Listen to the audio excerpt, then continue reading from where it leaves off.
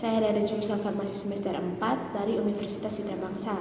Di sini saya akan menjelaskan sedikit mengenai kimia medisinal. Baik, langsung saja. Kimia medisinal itu merupakan ilmu pengetahuan yang merupakan cabang ilmu kimia yang bertujuan untuk menemukan, merancang, dan mengembangkan senyawa kimia terapeutik untuk digunakan dalam klinik dan untuk obat hewan.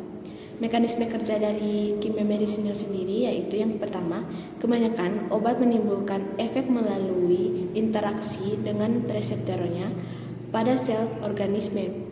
Interaksi obat dengan reseptornya ini mencetuskan perubahan biokimia dan fisiologi yang merupakan respon khas untuk obat tersebut. Kemudian yang kedua, reseptor obat merupakan makromolekul seluler tempat obat terikat untuk menimbulkan efeknya. Reseptor obat merupakan komponen makromolekul fungsional. Hal ini mencakup dua konsep penting, yaitu yang pertama, obat dapat mengubah kecepatan kegiatan pada tubuh. Kemudian yang kedua, obat tidak menimbulkan fungsi baru, tetapi hanya memodulasi fungsi yang sudah jadi agonis, di mana obat yang efeknya menyerupai senyawa endogen dan antagonis adalah obat yang menghambat atau memblok reseptor yang disebabkan agonis. Kemudian pada sediaan farmasi terdapat pengaruh sifat fisika dan kimianya. Sifat fisika dan kimia merupakan paparan untuk mengetahui kestabilan tercampur suatu obat dan aksi biologi dari obat termasuk penyerapannya pada tubuh agar tercapai respon terapi yang maksimal. Sifat fisika dan kimia yang penting berhubungan dengan aktivitas biologi, yaitu koefisien, partisi, kelarutan, absorpsi, dan aktivitas permukaan. Kemudian, begitu pentingnya mengetahui sifat fisika dan kimia agar ketika melakukan peracikan dan pencampuran bahan obat, agar sediaan yang dihasilkan maksimal dan penggunaannya mendapatkan terapi yang maksimal sesuai dengan penyakit. Nah, pada sediaan farmasi sangat penting untuk menjelaskan aktivitas biologis obat karena ada dua alasan, di mana yang pertama alasannya yaitu sifat fisika kimia memegang peranan penting dalam pengangkutan obat untuk mencapai reseptor. Sebelum mencapai reseptor molekul, obat harus melalui bermacam-macam saluran membran yang di mana berinteraksi dengan senyawa-senyawa dalam cairan luar dan dalam sel serta bipolimer. Di sini, sifat fisika kimia berperan dalam proses absorpsi dan distribusi obat, sehingga kadar obat pada waktu mencapai reseptor cukup besar. Yang kedua, hanya obat yang mempunyai struktur dengan kespesifikan yang tinggi saja yang dapat berinteraksi dengan reseptor biologis. Oleh karena itu, sifat fisika kimia obat harus menunjang orientasi spesifik molekul pada permukaan reseptor. Kemudian berikutnya ada interaksi obat, di mana interaksi obat sendiri merupakan perubahan efek suatu obat akibat pemakaian obat lain, di mana interaksi obat-obat itu atau oleh makanan, obat tradisional dari senyawa kimia lain. Obat-obat dapat berinteraksi satu sama lain menurut mekanisme berikut, di mana yang pertama perubahan absorpsi, di mana obat-obat dapat menghambat absorpsi obat melintasi membran biologi.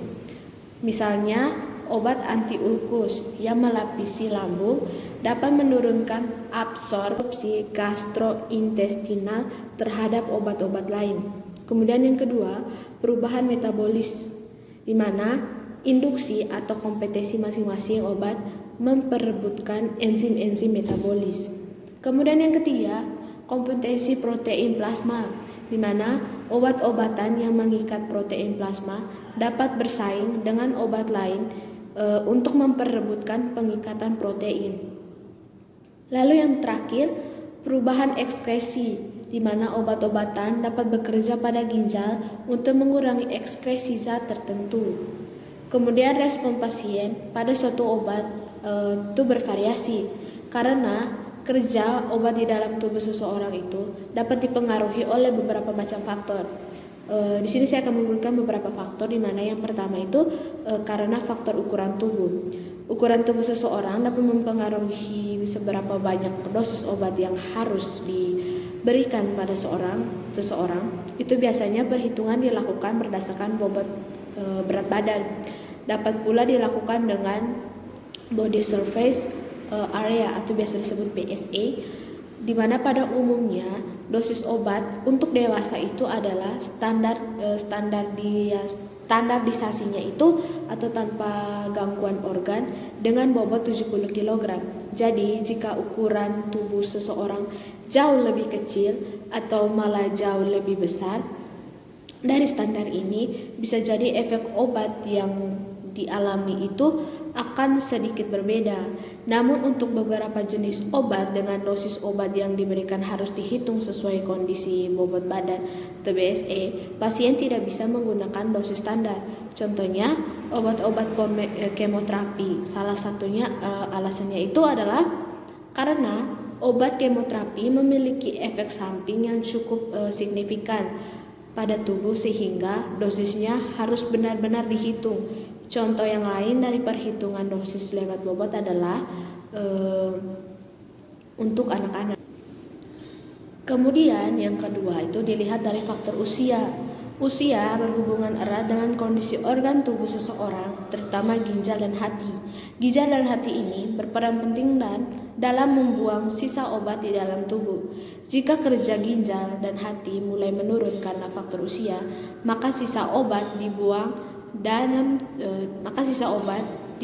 dalam tubuh akan berkurang.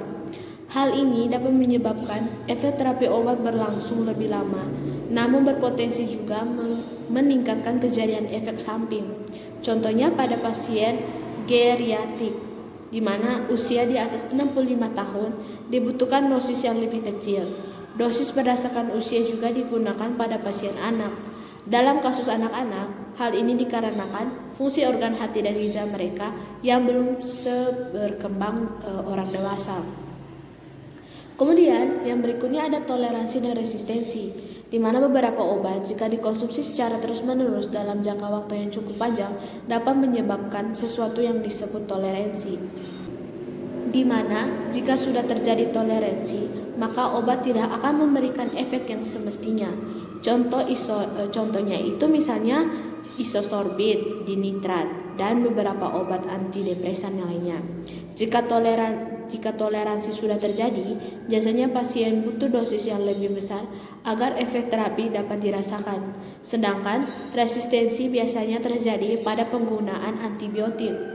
Jika suatu bakteri sudah resistensi terhadap antibiotik, maka obat antibiotik yang diminum tersebut tidak akan memberikan efek dan infeksinya masih tetap ada. Kemudian faktor yang berikutnya, makanan yang sedang dikonsumsi. Makanan yang sedang dikonsumsi juga berpengaruh, di mana dia dapat mempengaruhi efek obat pada tubuh yang sedang dikonsumsi, terutama berlaku untuk obat lain atau obat yang sedang diminum. Ada beberapa jenis obat yang harus dikonsumsi sebelum makan, karena makanan yang akan menghalangi terserapnya obat tersebut ke dalam tubuh. Sebaliknya juga, beberapa obat juga harus dimakan bersamaan dengan makanan atau sesudah makan. Kemudian faktor yang berikutnya itu dilihat dari cara penyimpanan obat itu sendiri, di mana kesalahan penyimpanan obat akan membuat kadar obatnya menjadi menurun. Contohnya saja, ketika obat sebenarnya dia harus disimpan di dalam kulkas, tetapi ada seorang pasien lain yang tidak mengerti dan menyimpannya di tempat biasa, maka ketika dikonsumsi, obat tersebut tidak akan menunjukkan perkembangan klinis yang baik. Kemudian dilihat juga dari kondisi psikologis dari pasien tersebut. Kondisi psikologis dapat pula mempengaruhi kerja obat yang dikonsumsi. Hal ini dikenal sebagai the placebo effect, di mana efek obat ditentukan oleh bagaimana secara mentalitas seseorang pasien memandang obat yang diterimanya. Hal ini berkaitan dengan pemberian obat penahan nyeri, depresi, dan kelainan saluran cerna. Berikutnya mengenai afinitas. Afinitas itu sendiri adalah ukuran kemampuan obat untuk berikatan pada reseptor. Ikatan kovalen akan menghasilkan afinitas yang dimana dia kuat, kemudian interaksinya itu stabil dan irreversibel. Jika ikatan elektrostaktik bisa menghasilkan afinitas yang kuat atau lemah, biasanya disebut dengan irreversibel. Kemudian, afinitas intrinsik atau efikasi sendiri merupakan kemampuan obat yang terikat untuk mengubah reseptor sehingga memberikan efek. Beberapa obat bisa mempunyai afinitas tetapi menunjukkan efikasi. Kemudian adapun pengaruh fase farmakodinamika dan fase farmakokinetik terhadap suatu aktivitas obat, di mana di sini ketika obat memasuki tubuh manusia, maka akan terjadi 3 hal berikut. Yang pertama, farmakokinetik. Di sini dia akan menjelaskan bagaimana nasib obat di dalam tubuh. Sehingga di dalam tubuh, obat akan diabsorpsi, didistribusikan, dimetabolisme serta diekskresikan. Kemudian pada farmakodinamik, di mana bagaimana efek obat terhadap tubuh, atau dengan kata lain bagaimana nasib tubuh setelah obat dimasukkan.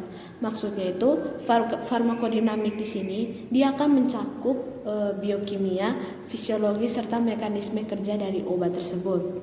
Kemudian ada farmakoterapi, di mana dia itu bagaimana sih penggunaan obat untuk mencegah atau mengatasi penyakitnya. Sekian dari saya tentang penjelasan sedikit mengenai ilmu kimia medisinal. Sekian dan terima kasih.